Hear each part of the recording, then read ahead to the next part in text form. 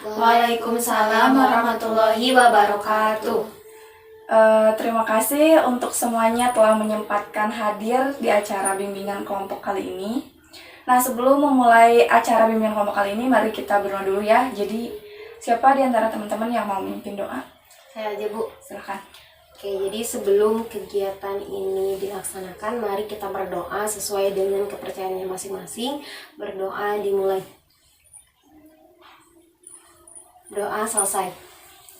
Terima kasih telah memimpin doa di acara bimbingan kelompok kali ini. Nah, sebelumnya saya mau tanya dulu kabar kalian gimana? Baik, Bu. Baik, Bu. Alhamdulillah. Terus kan sebelumnya kita belum saling kenal. Mungkin ada yang sudah kenal, ada yang belum ya. Kita perkenalan dulu ya, mulai dari saya dilanjutkan sama teman-teman. Perkenalkan, nama saya Rini Permata Supami Alistiawan, biasa dipanggil Rini. Lanjut. Kenalkan, nama saya Asila Fatarani, biasa dipanggil Asila. Perkenalkan, nama saya Niken Fadila Samsia, biasa dipanggil Niken. Perkenalkan, nama saya Nevi Aliani Anissa Putri, biasa dipanggil Nevi. Nah, sekarang udah saling kenal ya, udah tahu ini Asila, Niken, sama Nevi. Nah, kita sepakati dulu untuk melakukan bimbingan kelompok kali ini tuh mau berapa menit? Mau 1 kali 30 menit atau 1 kali 40 menit, 1 kali 45 menit, mau berapa? 1 kali 40 aja, Bu. Mau 1 kali 40 aja? Ya. Berarti udah sepakat ya semuanya 1 kali 40 menit. Sebelumnya saya juga mau nanya sama kalian, apa kalian sudah pernah melakukan bimbingan kelompok mungkin sebelumnya atau belum sama sekali? Belum, Bu. Pernah, Bu. Nah, karena ada yang belum, ada yang pernah, saya juga akan menjelaskan kembali tentang bimbingan kelompok itu apa sih, tujuannya untuk apa gitu. Jadi bimbingan kelompok itu strategi bimbingan konseling yang tujuannya untuk mencegah suatu terjadinya permasalahan. Yang di dalamnya itu ada interaksi antara ketua kelompok dengan anggota kelompoknya. Entah itu interaksinya curhat pendapat, diskusi, tanya jawab, dan sebagainya. Dan dalam bimbingan kelompok juga ada asas-asas. Yang pertama itu ada asas kenormatifan, kesukarelaan, kegiatan, dan keterbukaan. Nah, sebelumnya ada yang ditanyakan terlebih dahulu atau mungkin sudah paham tentang bimbingan kelompok? Cukup paham, Bu. Nah, karena sudah paham dan tidak ada yang ditanyakan lagi tentang bimbingan kelompok, di sini saya sebagai ketua kelompok atau konselornya dan teman-teman sebagai anggota kelompoknya.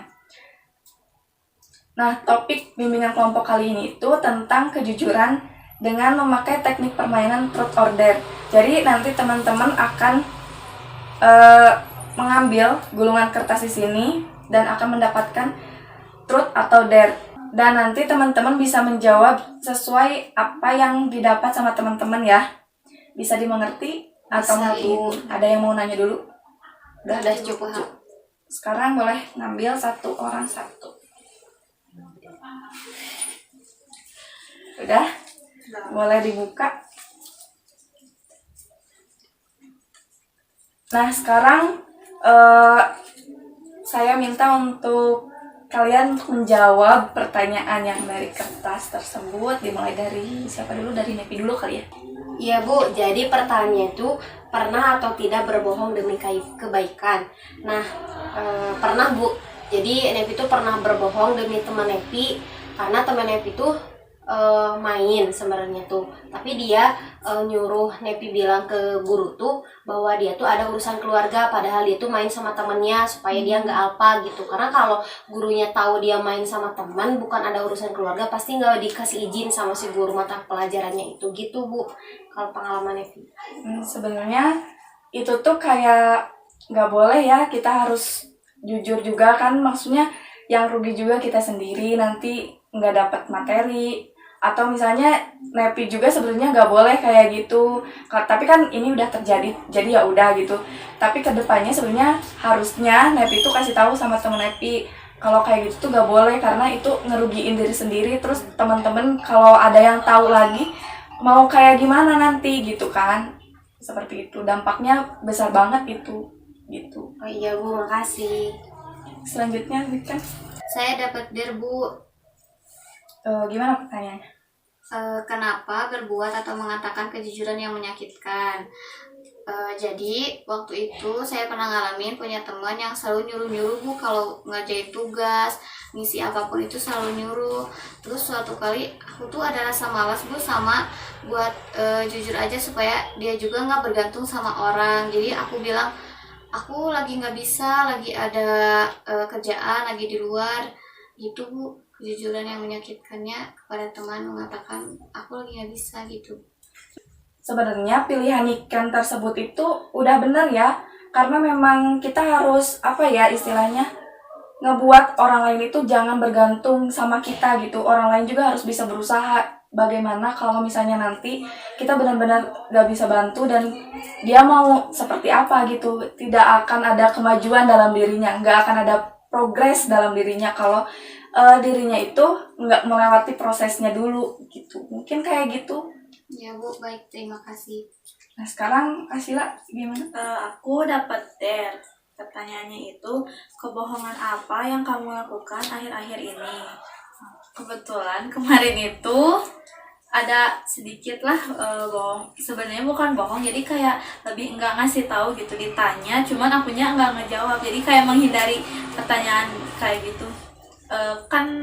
Kemarin itu ada kerja kelompok. Sebenarnya beresnya itu sampai sore sih sebelum asar, tapi aku itu nggak bilang gitu ke orang tua kalau aku itu habis kerkom itu kayak main gitu sama teman. Nah di situ tuh pas pulang tuh ditanya tadi langsung pulang atau enggak gitu beres ini. Terus aku tuh kayak enggak, bilangnya langsung aja padahal kan aku tuh main dulu gitu kayak gitu. Jadi bohong ke orang tua. Nah sebelumnya saya mau nanya dulu nih, kan tadi Asila bilang nggak bilang. Nah pasti ada alasan dong kenapa Asila sampai nggak bilang, sampai nggak jujur sama orang tua tuh kenapa gitu? Sebenarnya tuh takut ya Bu, takut dimarahin atau gimana. Emang aku tuh kayak dibatasin lah kalau kayak main kayak gitu. Jadi aku nggak bilang ke orang tua, soalnya takut. Oh iya. Sebenarnya orang tua juga kalau misalnya kita jujur, mereka akan lebih percaya dan kayak mulai ngebebasin. Kalau kitanya sendiri udah ngeyakinin orang tua, mereka juga akan percaya sepenuhnya sama kita gitu. Gitu sih. Si Bu. Nah, gimana nih setelah menjawab pertanyaan-pertanyaan truth ordernya, apakah ada yang ingin ditanyakan lagi mungkin? Ya, sudah cukup Bu. Sudah cukup.